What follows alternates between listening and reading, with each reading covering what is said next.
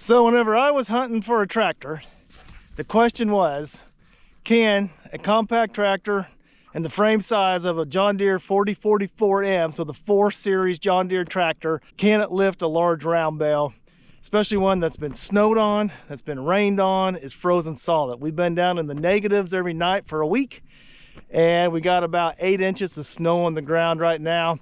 Before this snow hit, we had some rain and a little bit of snow after that, which melted, and then the day later, this stuff come in. So these bales are wet, frozen wet. It's currently about 10 degrees outside.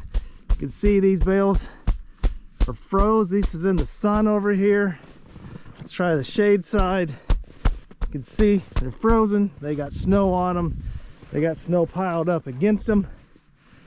So let's see what that tractor can do. Couple things before we get started here. I got a 6-foot John Deere brush hog hanging off the back for some extra weight. I've got fluid filled in my tires. This is a hydrostatic model tractor, if that matters to anybody.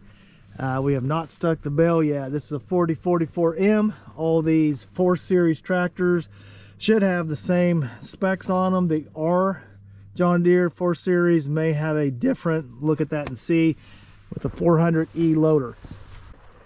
This tractor, if you're picking up this size bale on a level ground, it's going to do the job. It'll get it done.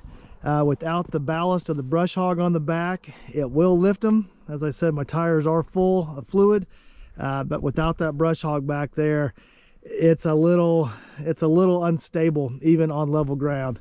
I would not recommend using this size tractor on this size bale on any ground that is hilly, rutty, ditchy, anything like that. But on level ground, moving short distance, as I hope you'll see here in just a second, this tractor at this size frame does the job. And I'll set this camera up, we'll grab this bale, I'll run it across the yard here a couple times where you can see it. Pay attention to how the tractor moves, the bounce in that bale, and also any loading on those front tires and that front axle.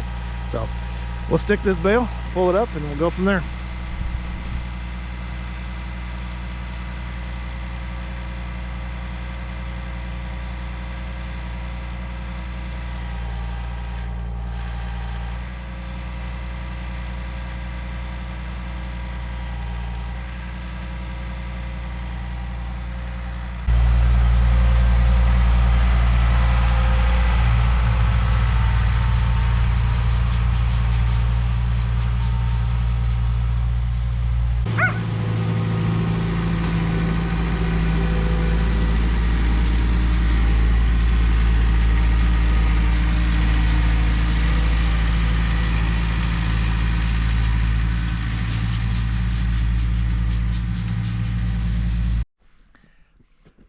This is the bale we just moved. It is about just a little over 5 foot long, about 62 inches. So you can see that right there to there is about 6 foot, and height is measuring out at 5.5 feet. So 5.5 foot. So the question always becomes, would I buy it again? Yes, I would. You know, this size tractor kind of fits a niche. If I was going to be moving a lot of bales, I feed maybe 30 bales a year in a year where I feed a lot of hay. In a normal year, I feed probably 20 bales. It just depends on the amount of grass that I have and the amount of head that I'm feeding. But if I was going to feed a lot of bales, or if I was on hilly or rutted or any type of unlevel ground, I would opt for a larger tractor or a smaller bale. You can buy smaller round bales, of course. What I found around here is that the guys who sell them, if they do bales smaller, which are hard to find in my part of the world anyways, if they bale a smaller bale, they want to charge the same price. But for level ground, you know, you can see I'm moving them from there to there. So I'm not going very far with these. If I was, I would opt for something bigger. But all in all, yeah, I'm happy with this. And I think you'll find probably, you know, as you look at tractors, most of these larger compact framed tractors are going to be fairly comparable. You know, some weigh a little more, some a little less, but all in all, the specs are pretty darn close.